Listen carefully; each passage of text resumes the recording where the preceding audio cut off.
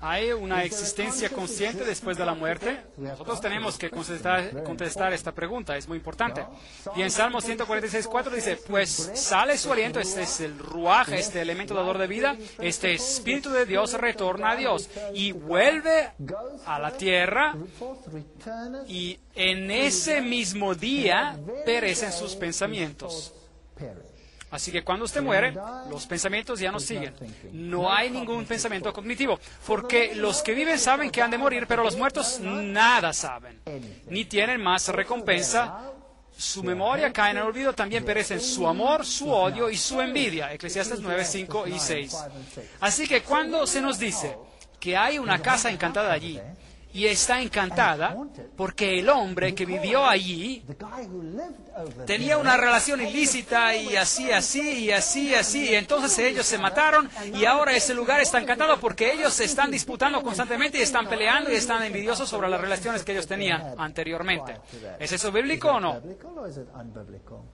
Eso no es para nada bíblico. Es totalmente contrario a la Biblia, porque los que viven saben que han de morir, pero los muertos nada saben. También perecen su amor, su odio y su envidia. Así que cuando el príncipe Carlos de Inglaterra consulta al conde Mountbatten, que está muerto, ¿con quién están hablando? Él no está hablando con el conde Mountbatten, él lo pensará a lo mejor, pero la Biblia dice que el conde Mountbatten no lo puede ayudar en nada porque sus pensamientos perecieron. Él ya no está allí. No alabarán los muertos a Jehová, ni cuantos desciendan al silencio. Salmos 115, 17. Así que cuando usted muere, las personas dicen, esta persona está ahora en los cielos, ante la presencia de Dios, alabando a Dios. No, no es así. Pero Salmos 115, 17 dice que los muertos no alaban a Dios, ni ninguno que descienda al silencio. No hay nada allá abajo, nada. Solo absoluto silencio. En la muerte, nadie te recuerda en el sepulcro. ¿Quién te alabará? Salmo 6:5, nueva versión internacional. ¿Quién te alabará? Nadie. Usted no puede alabar a Dios después de que ha muerto. Si usted quiere alabar a Dios, tiene que alabarlo ahora, porque después no tendrá una segunda oportunidad. No hay un purgatorio donde usted pueda quemar algunos de sus pecados veniales para encontrar mejor favor con Dios. Pues lo mismo le sucede a los hijos de los hombres que a las bestias. Eclesiastés 3:19. Así que no hay diferencia de cómo un animal muere o de cómo un ser humano muere. Dice el texto que pues lo mismo le sucede a los hijos de los hombres que a las bestias. Como mueren las unas, así mueren los otros. Así que los animales y seres humanos todos mueren de la misma manera, dice el texto. Y todos tienen un mismo aliento de vida. Un mismo aliento de vida. Ahora, muchas iglesias enseñan que las personas cuando mueren van al cielo, pero los animales no, porque ellos no tienen un alma. Pero esto no es bíblico. Aquí está el texto bíblico. Y la Biblia no se puede contradecir a sí misma. Todos mueren de la misma manera. Ese animal tiene exactamente el mismo metabolismo que cualquier ser humano. Cualquier científico les puede decir eso. Yo puedo trasplantar el órgano de un animal en un ser humano, y si podemos evitar el problema del rechazo por parte del cuerpo, usted probablemente sobrevivirá.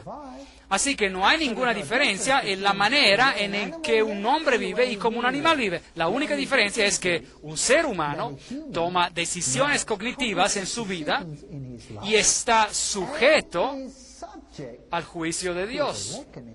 Y por consiguiente, puede estar en Cristo o afuera de Cristo. Así que los animales mueren de la misma manera que los seres humanos. Ellos todos tienen un mismo espíritu, ruaj, el elemento dador de vida. Y el texto continúa diciendo, así que no es más el hombre que la bestia. ¿No es eso interesante? Nosotros debemos de leer la Biblia cuidadosamente. Isaías 38:18 dice, de hecho hay una armonía hermosa a través de toda la Biblia. Isaías 38:18 dice, en la Nueva Versión Internacional nos dice, el sepulcro nada te agradece, la muerte no te alaba. Los que descienden a la fosa nada esperan de tu fidelidad. La decisión se tiene que tomar ahora, no después. Todo lo que te venga a la mano para hacer, hazlo según tus fuerzas, porque en el Seol, es decir, en el sepulcro, a donde vas, no hay obra, ni trabajo, ni ciencia, ni sabiduría. Eclesiastes 9:10. Así que cuando usted está muerto, y si usted quiere hacer algo, hágalo ahora. Si usted quiere arreglar algo con alguien, con una persona que ha tenido algún problema, hágalo ahora, porque usted no podrá hacerlo más tarde. Usted no va a poder regresar después como espíritu o fantasma y arreglar el asunto o pelearse para siempre y después hablar de casas encantadas o lo que sea. Eso es demonología, eso es espiritismo. Imagínese cuánta confusión pudiera evitarse si las personas aceptaran la doctrina bíblica sobre la muerte. ¡Qué maravilloso alivio! Yo me sentí tan aliviado cuando supe que mi madre dormía. Y yo tengo ahora la certeza de que un día ella resucitará en Cristo. Yo tengo la certeza sobre esto.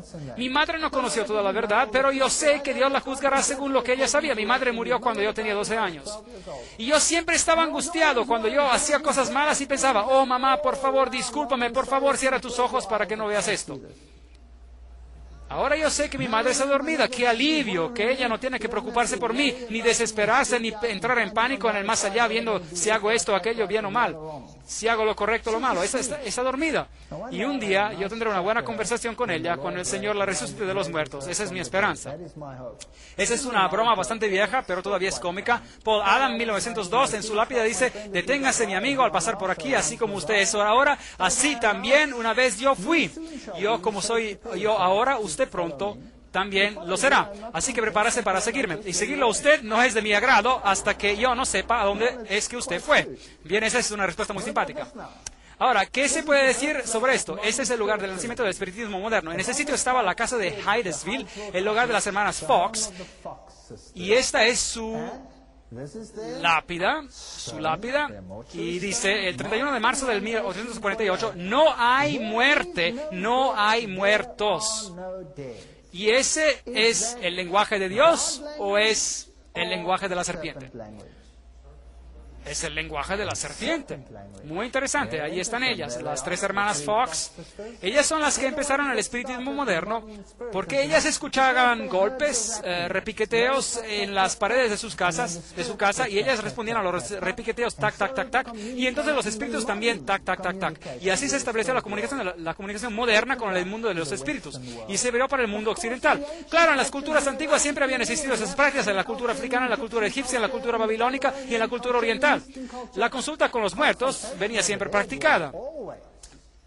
Pero para la mente moderna, occidental y cristiana, esta fue la cuña de la apertura. El espiritismo dice que los muertos saben más que los vivos. Y la serpiente le dijo a la mujer, no morirás. Génesis 3:4. Así que el espiritismo dice, uno sabe más de muerto. Ahora, y yo les estoy citando a ellos, así también como en muchos otros textos de la Biblia, el diablo dijo la verdad y el Señor el error. La cita es de E.W. Sprague, un espiritista, increíble. Así que el Señor mintió y el Señor estaba en el error y que el diablo es el que dijo la verdad. Muy bien, pues. El espiritismo afirma que los muertos no están muertos. El principio fundamental del espiritismo es que los seres humanos sobreviven a la muerte física. Y que de vez en cuando, bajo condiciones que todavía no están totalmente claras, nosotros podemos comunicarnos con aquellos que ya han muerto. La cita es de J. Arthur Hill, en Espiritismo, la historia de los fenómenos y de la doctrina, en la página 25. Así que ellos dicen, uno no está muerto, pero la Biblia dice que sí, uno está muerto. Bien, una de las dos fuentes está mal. ¿Es correcto o no? Una de las dos fuentes está equivocada. Dos, el Espiritismo afirma que los muertos se comunican con los vivos, que no hay ninguna muerte en el cementerio. Yo tengo conversaciones frecuentes con los muertos. Yo no puedo dudar que las personas vivan después de la muerte porque yo frecuentemente hablo con ellos. Esto es según el Sir Oliver Lodge. Increíble. De hecho, el espiritismo está bien vivo y está siendo practicado en los estratos más altos de la sociedad de hoy. En los más altos estratos de la sociedad. Reyes y reinas, emperadores y presidentes, todos ellos lo practican. Muy interesante. Y es algo que la Biblia prohíbe. El Pensador Progresivo, del 18 de mayo de 1929, dice, lo que el espiritismo es y hace es quitar todo el miedo de la muerte, la cual es realmente el portal hacia el mundo espiritual. Este es el misticismo oriental. Esto es rendirle culto de adoración a Osiris y a Anubis.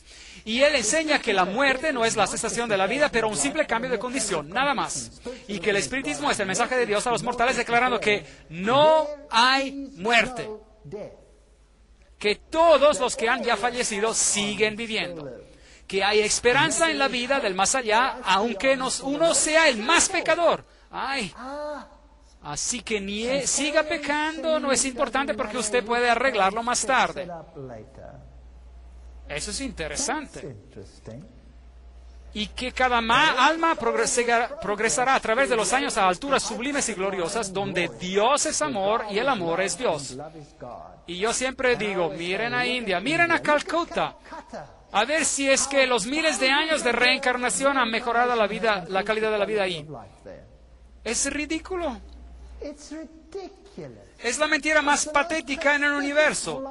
Y el diablo la originó y el mundo la cree. Esa es la verdad del asunto. Como nube que se desvanece y pasa, así es el que desciende al Seol, es decir, al sepulcro, no subirá de ahí, no volverá más a su casa. Job 7, 9 a 10. Usted no puede hablar con los muertos porque los muertos no saben nada. Si usted se comunica con los muertos, usted está hablando a un demonio que dice, yo soy tal... Yo tengo citas grabadas de estos mensajes. Mi suegro estaba profundamente involucrado en el espiritismo. Él era un miembro muy prominente de la nueva era. Él creía en todo este material. Yo podría contarle historias que usted no creería. No falten a la siguiente conferencia. Trata sobre el movimiento de la nueva era. Increíble. Si sus hijos reciben honores, no lo sabrá. Pero, ¿qué es lo que predicamos en los entierros? Que ellos le están mirando desde arriba. Así que nadie esté triste. Y sigue el verso. Si son humillados, no se enterará. Job 14, 21. ¡Qué consuelo! Que a mi madre nunca vio mis errores o mis malas decisiones o lo que sea, porque ella duerme. Más bien en los años que están contados, y yo me iré por el camino sin regreso.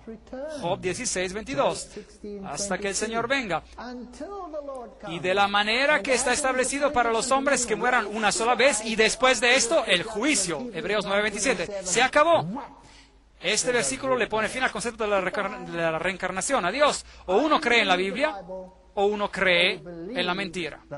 Una de estas dos opciones. No hay ninguna reencarnación, no hay ningún ciclo, no hay ninguna segunda oportunidad, es ahora o nunca. Está establecido para los hombres que mueran una sola vez y después hay una resurrección y después hay el juicio, sea que a uno le guste o no. Y si os dicen, preguntad a los encantadores de los adivinos que susurran hablando, susurran y hablan y hacen sonidos interesantes, responded. Hacen sonidos interesantes. Responded, ¿no consultará el pueblo a su Dios? ¿Consultará a los muertos por los vivos? ¿Qué hacen consultando a los muertos para los vivos? Nos dice Isaías 8:19. Hable con Dios.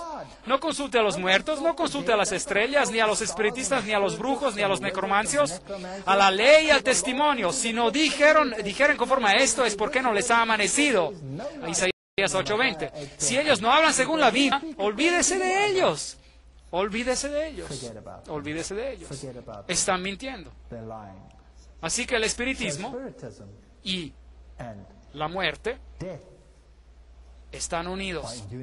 Pero Dios y la vida están unidos. No os volváis a los encantadores ni a los adivinos. No los consultéis contaminándoos con ellos. Yo soy Jehová, vuestro Dios. Levítico 19:31.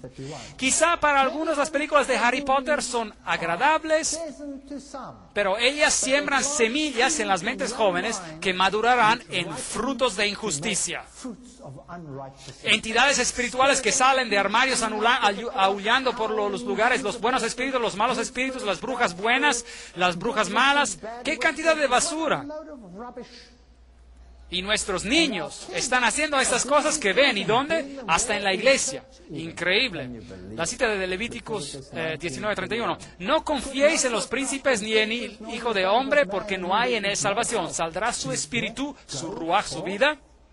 Se volverá en su tierra, regresa a ser el polvo. En aquel día perecerán todos sus pensamientos. Salmos 146, 3 y 4. Así que los antiguos egipcios creían en la doctrina pagana de la inmortalidad del alma, y ellos la enseñaban fervorosamente en Alejandría.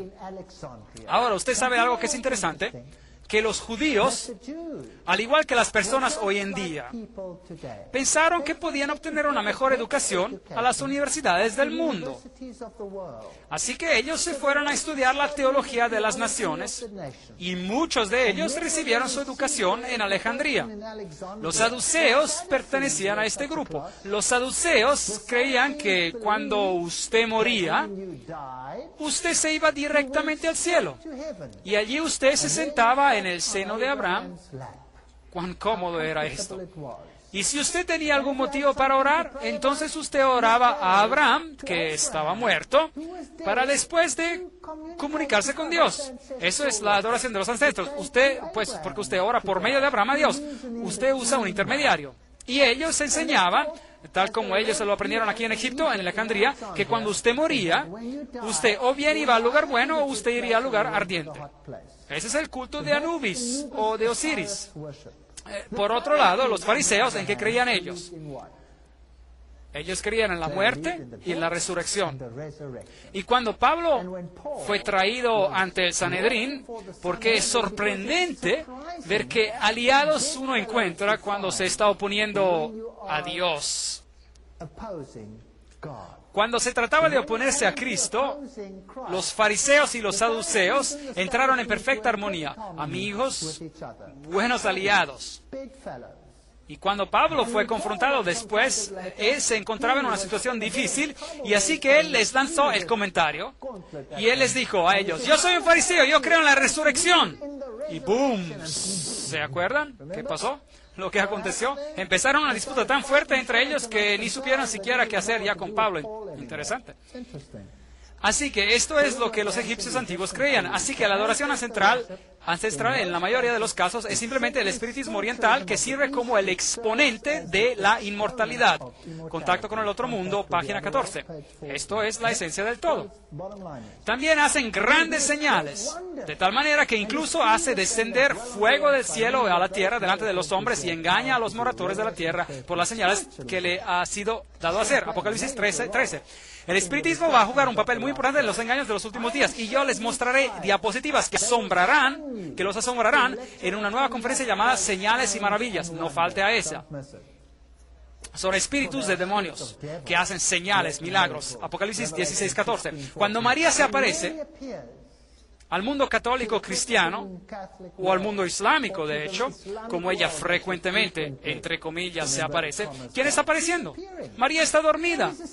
María duerme esperando la resurrección. ¿Quién está apareciendo entonces? Es un demonio que se disfraza como María.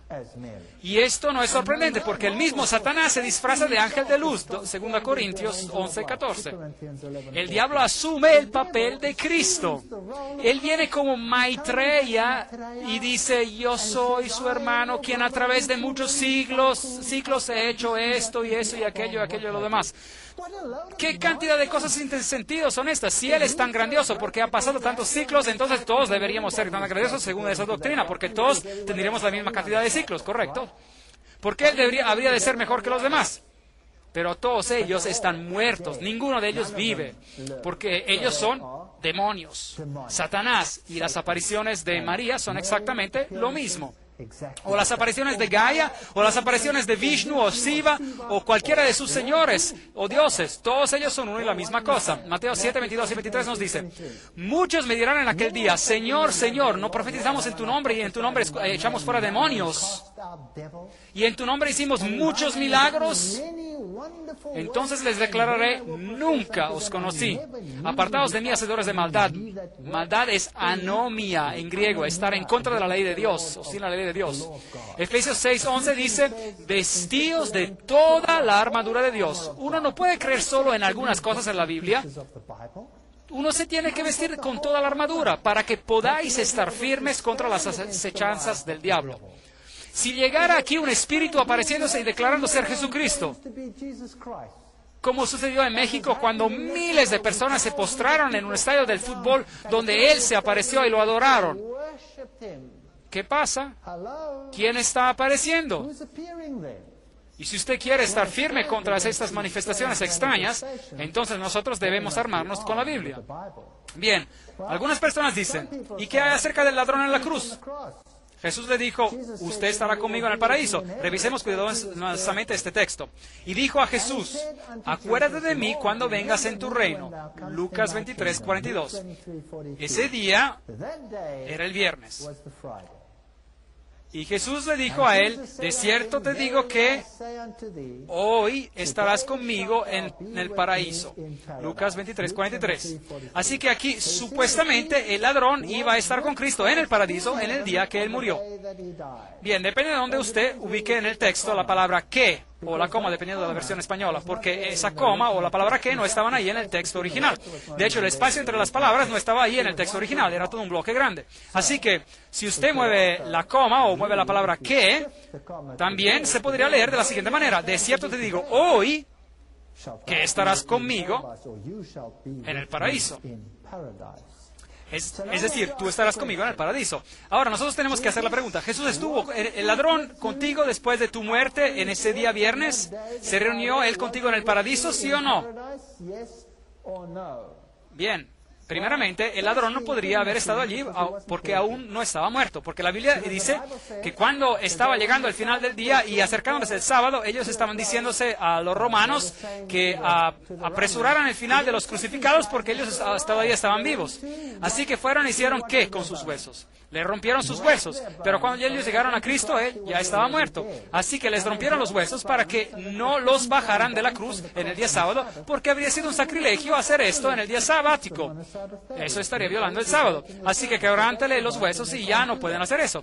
Así que primeramente el ladrón no estaba muerto al acercarse el sábado y segundamente Jesús no estaba en el cielo. Jesús no ascendió al cielo en el día de su crucifixión. Él durmió en su sepulcro. Verifiquemos este hecho. María Magdalena va a la tumba el domingo de madrugada y Jesús le dice a ella, suéltame, porque aún no he subido a mi Padre. Juan 20:17. Por lo tanto, él no podría haber estado con el ladrón en el cielo ese día, porque él aún no había ascendido a su Padre. Pero ve a mis hermanos y diles, subo a mi Padre y vuestro Padre, a mi Dios y a vuestro Dios. Juan 20:17. Así que temprano en el primer día de la semana Jesús ascendió hacia el cielo. Él no se encontraba allí en ese día, el viernes, y esa misma tarde él regresó porque él se apareció a los discípulos. Así que en ese día él fue al Padre y el Padre aceptó su sacrificio. Así que el ladrón no estaba con Cristo en el cielo en ese día. Así que Cristo dijo, de cierto te digo hoy que estarás conmigo en el paraíso. Dios no se olvida de los muertos. El hombre que muere volverá a vivir. Todos los días de mi vida esperaré hasta que llegue mi liberación. Entonces llamarás y yo te responderé. Tendrás afecto a la obra de tus manos. Job 14, 14 y 15. Así que Él morirá y Él dormirá, y Cristo desea, Él anhela estar con su pueblo. Él casi no puede esperar hasta el día de la resurrección. Así que los muertos que duermen en Cristo, en el día de la resurrección, Jesús les dirá, salid, ya estoy aquí. Y ellos se despiertan. Pero ahora Cristo ha resucitado de los muertos, primicias de los que murieron, es hecho. Así como en Adán todos mueren, también en Cristo todos serán vivificados. Cristo las primicias y luego los que son de Cristo. ¿Cuándo? En su venida, dice el texto. 1 Corintios 15, 20, 23. Ahora, la Biblia dice que había una ofrenda agitada, una ofrenda de las primicias. Ahora, cuando Cristo resucitó de entre los muertos, hubo un terremoto. O bueno, cuando murió hubo un terremoto. ¿Y qué pasó? Las tumbas se abrieron y los muertos resucitaron. Ciertos muertos en particular resucitaron. Y esos muertos son las primicias de la resurrección y están con Cristo en el cielo. Así que algunos ya están en el cielo. Y además hay otros que también están en el cielo. Enoc nunca murió. Él se fue al cielo. Él fue trasladado al cielo. Elías, él no murió. Él fue trasladado al cielo. Y Moisés murió, pero fue resucitado porque el libro de Judas dice que hubo disputa sobre él, y Elías y Moisés y Enoc y varios otros quienes sirven como sacerdotes junto con Cristo, porque había 24 ancianos juntos y 25 en total con Cristo. Así que como esto era en el santuario terrenal, hay también ancianos que sirven en las cortes celestiales. Así que algunos están en vida. Estaré satisfecho cuando despierte a tu semejanza. Nosotros seremos transformados en la semejanza de Cristo. Salmos 17, 15. En mi carne he de ver a Dios. Lo veré por mí mismo. Mis ojos lo verán, no los de otro. Job 19, 26 y 27. Así que no es un espíritu. Yo mismo lo veré tal como soy. Maravilloso. Por lo cual os decimos esto en la palabra del Señor. Esto está en toda la palabra de Dios. Que nosotros que vivimos, que habremos quedado hasta la venida del Señor.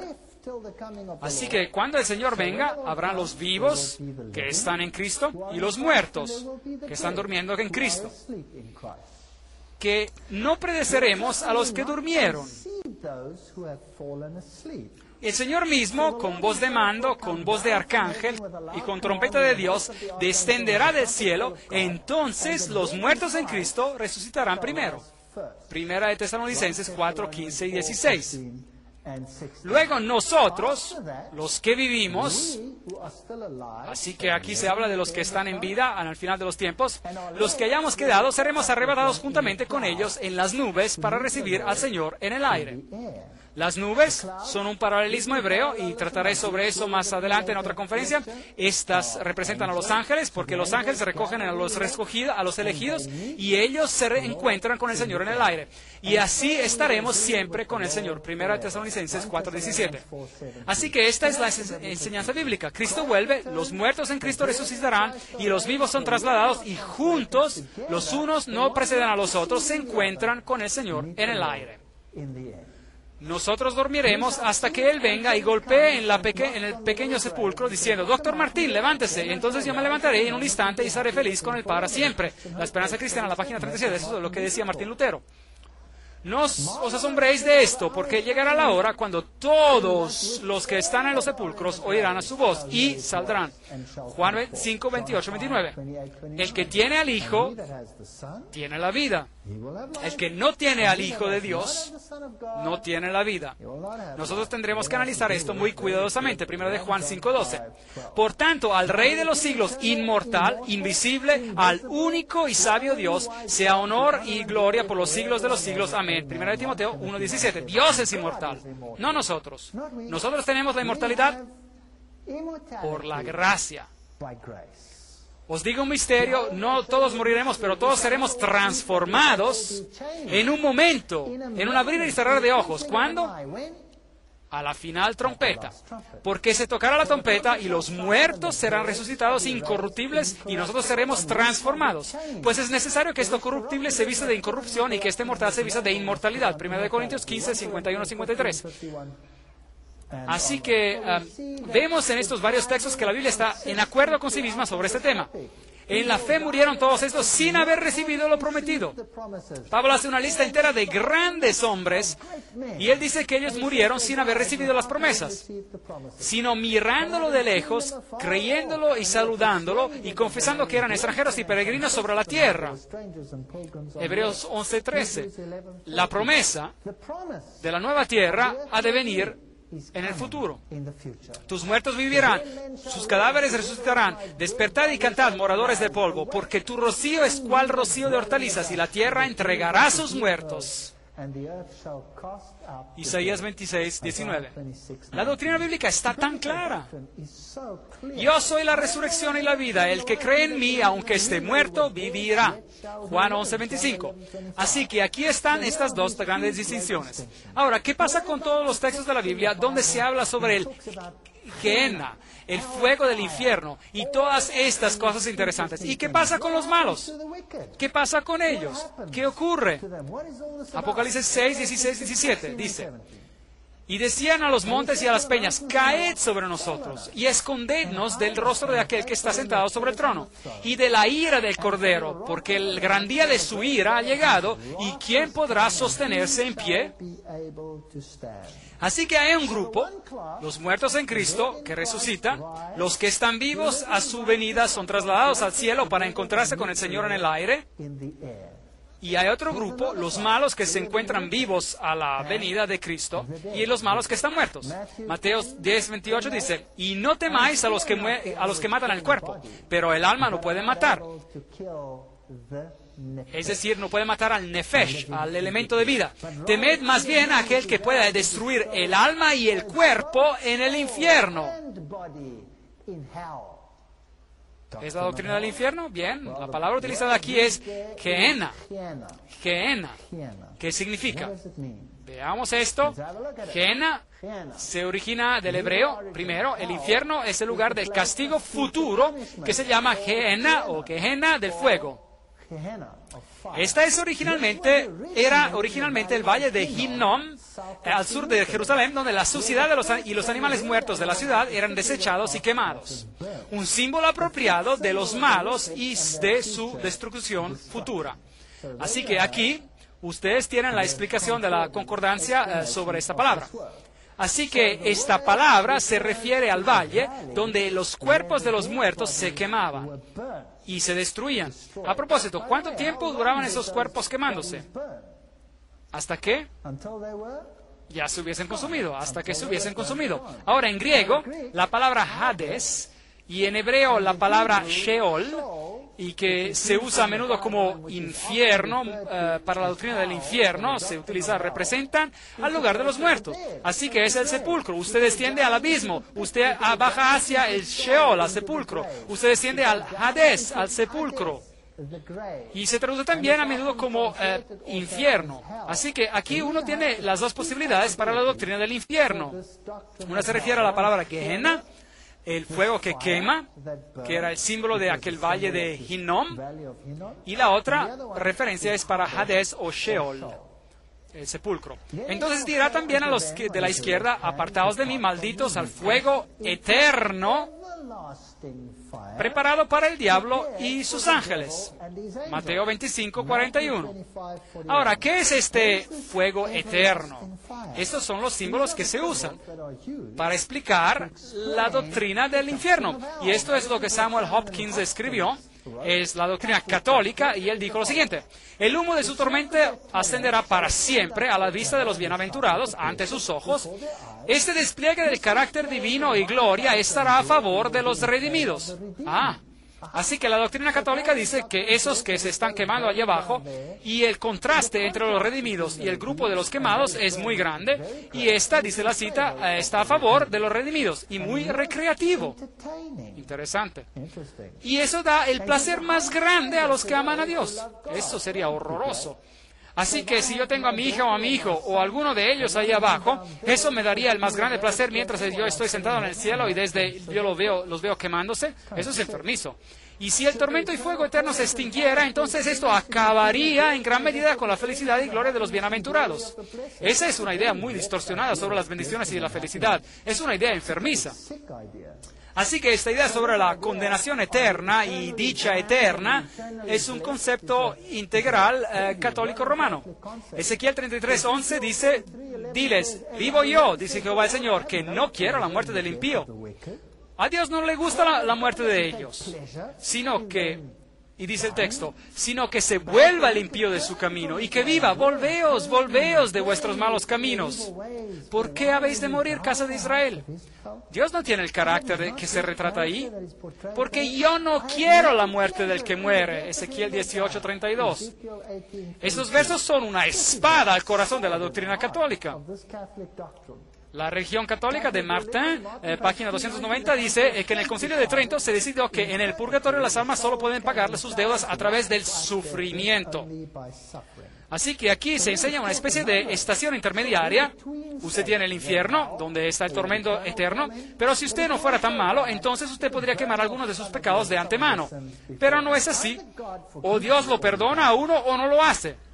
Deje el impío su camino y el hombre inicuo sus pensamientos y vuélvase a Jehová, el cual tendrá de él misericordia, y al Dios nuestro, el cual será amplio en perdonar. Isaías 55:7. ¿Es eso correcto o no? Perdonará abundantemente. Desde el este hasta el oeste, Él quitará sus pecados. No hay ninguna estación intermediaria donde usted necesita una antorcha de fuego para quemar el resto que no se perfeccionó. Así que la doctrina del purgatorio no es bíblica tampoco. ¿Qué hay con respecto de la historia del hombre rico y Lázaro? Bien, nosotros ya la hemos explicado. Jesús les estaba hablando a los fariseos y a los saduceos. Y los saduceos enseñaban que cuando usted moría, usted se iba o directamente al cielo o directamente al infierno. Esa era una doctrina de Alejandría, que es donde ellos habían recibido su educación. Y, a propósito, ellos también, como nosotros dijimos, enseñaban que ellos se iban al seno de Abraham. Y ahora Jesús toma su historia y Él se las pregunta con una conclusión al revés. Ellos también enseñaban que si usted era grandioso y bueno y maravilloso en esta tierra, y si usted era uno de los elegidos, nacido entre la sociedad escogida, entonces usted iría directo al seno de Abraham. Bien, así que Jesús toma su doctrina y Él toma todo lo que ellos sostienen y llega a conclusiones opuestas. El hombre rico va al lugar malo. Él representa a Israel, que tenía todo este conocimiento. Y el hombre pobre, que no tenía nada más que heridas, que representaba al pecador, que esperaba por las migajas de lo poco de doctrina que pudiera caer de la mesa de Israel, y él no recibía nada. Él es el que se fue al seno de Abraham. Y entonces los que estaban allí abajo le dijeron a él, Padre Abraham, por favor, ¿podría yo enviarle a alguien un mensaje para que mis hermanos sean advertidos y no vengan acá? Ahora, ¿qué hay de malo con esa historia? Las personas hacen de esa historia una historia literal. Primero, todos los redimidos estarían en el seno de Abraham, y eso no es bíblico. Y segundo, el hombre rico está orando, pidiendo al padre Abraham de hacer algo por él, y eso es veneración a los muertos. Así que todas estas doctrinas en esta parábola apuntan directamente a la doctrina de los saduceos y acaban con ella.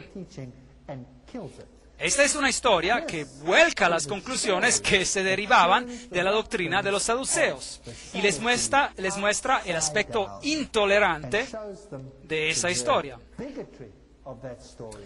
Que el malo es reservado para el día de la, ¿qué dice? Destrucción. Presentados serán en el día de las iras. Job 21:30, Reina Valera Antigua. En la Biblia usted debe de buscar los textos sobre el asunto y dejar que los textos bien claros aclaren los textos que no están tan claros. Irán estos al castigo eterno y los justos a la vida eterna. Mateo 25, 46. Ahora la pregunta es, ¿el castigo va a continuar para siempre y para siempre? ¿O son las consecuencias del castigo que son eternas? Esta es la pregunta que nosotros debemos de contestar. La muerte y el Hades fueron lanzados al lago de fuego. Esta es la muerte segunda. Apocalipsis 20, 14. Muy bien. Así que la primera muerte es cuando uno muere, literalmente cuando muere, y entonces usted puede ser resucitado para el juicio, y el lago de fuego es la segunda muerte. Así que el que es condenado muere por segunda vez, y el que no se halló escrito en el libro de la vida fue lanzado al lago de fuego, que es la segunda muerte. Apocalipsis 20, 15. Así que, ¿por cuánto tiempo se quemarán los impíos? ¿Es este un sufrimiento eterno o son las consecuencias las que son eternas? Mas los impíos perecerán. Los enemigos de Jehová serán consumidos como la grasa de los carneros, se disiparán como el humo. Salmos 37, 20. Se disiparán. Serán quemados, serán consumidos, nos dice la Biblia. Ahora, la Biblia nos dice que ellos serán quemados y serán consumidos. Así que las consecuencias del fuego, del Gehenna, así como esos animales que morían y eran quemados, o aquellos que eran quemados hasta que eran consumidos, ellos serán destruidos, serán quemados y se consumirán. Y de Dios descendió fuego del cielo y los consumió. Apocalipsis 29. Así que ellos serán consumidos. Ciertamente viene el día ardiente como un horno, y todos los soberbios y todos los que hacen maldad serán estopa. Aquel día que vendrá los abrazará, dice Jehová de los ejércitos, y no les dejará ni raíz ni rama. Malaquías 4:1. Ellos serán quemados por completo. ¿Hay ejemplos de esto en la Biblia? Veamos. También condenó por destrucción las ciudades de Sodoma y de Gomorra, reduciéndolas a ceniza y poniéndolas de ejemplo, a los que habían de vivir impíamente. Segunda de Pedro 2:6. Ahora, ellos sufrieron las consecuencias del fuego eterno. ¿Y ese fuego ardió eternamente? ¿O fueron las consecuencias las que fueron eternas con respecto a Sodoma y Gomorra? ¿Están todavía quemándose Sodoma y Gomorra? No. ¿Pero por cuánto tiempo han desaparecido? Para siempre. Ese es el concepto hebreo de lo que quiere decir eterno, para siempre y para siempre. Lo que se da a entender es que las consecuencias son para siempre. También Sodoma y Gomorra. El texto se encuentra en Judas 1:7. También Sodoma y Gomorra y las ciudades vecinas, las cuales de la misma manera que aquellos habían fornicado e ido en pos de vicios contra la naturaleza, fueron puestas, por ejemplo, sufriendo el castigo del fuego eterno. Este es un ejemplo de las consecuencias eternas de ese juicio. Y serán como si no hubieran existido. Abdías 1:16. En otras palabras, los impíos un día perecerán y dejarán de existir. Dios no los quema para siempre y para siempre y para siempre y para siempre continuamente. Que esto sería increíblemente injusto si fuera así. Por una vida tan corta de hacer lo malo, a causa de esa vida de ser atormentado eternamente. Eso no es el carácter de Dios. Ese es el carácter de otro. La Biblia no enseña eso. La Biblia ha sido distorsionada para que supuestamente enseñe eso, pero no lo enseña. Pisotearéis a los malos, los cuales serán ¿qué? Ceniza bajo las plantas de vuestros pies, en el día en que yo actúe, dice Jehová de los ejércitos. Así que aquí está el punto. Si usted tiene a Cristo, usted será resucitado en la resurrección. Y si usted está vivo, cuando Él venga, usted será trasladado junto a los justos y se encontrarán con el Señor en el aire. ¿Y por cuánto tiempo vivirán? Para siempre. En Cristo hay vida. Sin Cristo no hay ¿qué? No hay vida, solo hay muerte. Y estas personas resucitarán, serán juzgadas y se darán cuenta de por qué no recibirán la vida eterna, y entonces descenderá fuego del cielo y las personas sufrirán por un tiempo el tormento de la Gehenna, que se extingue. Y así se desaparece. ¿Y por cuánto tiempo? Para siempre. Forever. Para siempre. Forever. Pisotearéis a los malos, los cuales serán ceniza bajo las plantas de vuestros pies en el día en que yo actúe, dice Jehová de los ejércitos, Malaquías 4:3. ¿Y qué con Satanás? ¿Vivirá él acaso para siempre? ¿Se nos hará recordar permanentemente de la maldad y la tristeza de este planeta?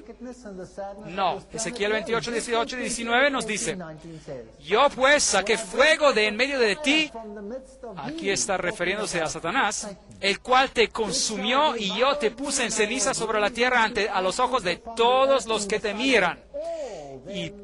Y para siempre dejarás de ser. ¿Está hecho esto bien claro?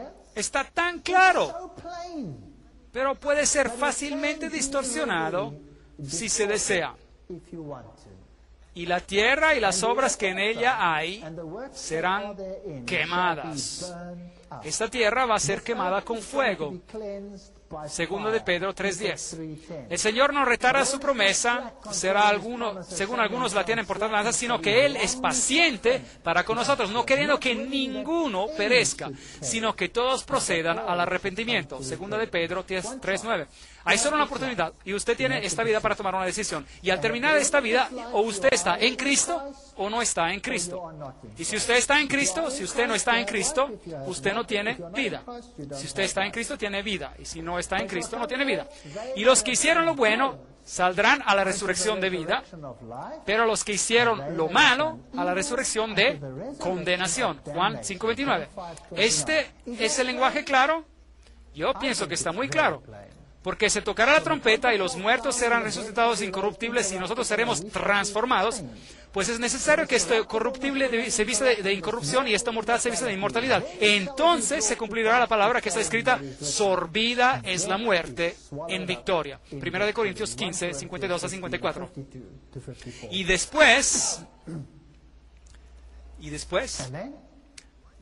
de que el pecado se haya quitado y los pecadores se hayan quitado, los demonios se hayan quitado para siempre, Dios vuelve a crear al planeta.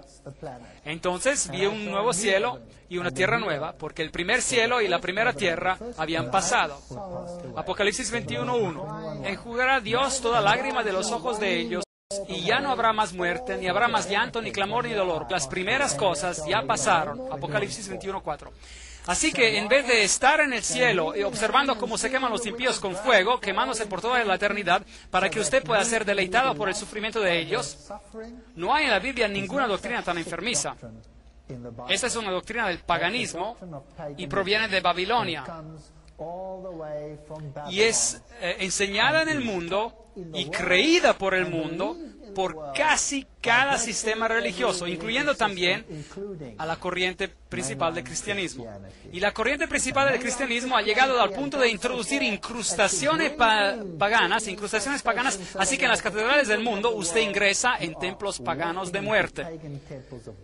El culto a Anubis no es la adoración a Cristo. Los dos son mutuamente exclusivos. Y Cristo promete que aun cuando usted esté triste y habrá lágrimas hasta el momento cuando Cristo haga todo esto nuevo, Cristo enjugará las lágrimas de sus ojos.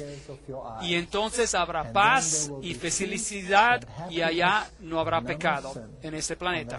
Esta es la enseñanza bíblica sobre la muerte. Ahora, en la próxima conferencia trataremos sobre el movimiento de la nueva era. Y podremos analizar a estas manifestaciones fantásticas que tenemos hoy en día. Ahí les mostraré videos la próxima vez y les mostraré cosas que probablemente usted nunca haya escuchado anteriormente. Y les mostraré a quién realmente estas personas están adorando, porque ellos lo mencionan por nombre. Y no me estoy refiriendo a personas insignificantes. Yo estoy hablando de las personas prominentes de este mundo. No falten a la siguiente conferencia. Vengan y miren al engaño que Satanás ha preparado para los últimos días. Pero si usted ha creído en los textos que ha visto esta noche y lo que está en la Biblia, usted verá el engaño por lo que realmente es. Que el Señor lo bendiga mientras reflexiona sobre estos asuntos, y aunque usted no haya percibido todo totalmente, venga de nuevo a la próxima conferencia y miremos juntos a los engaños. Ahora estamos hablando sobre los eventos de los últimos días. Estas van a ser conferencias impactantes. Gracias por haber venido. Dios lo bendiga.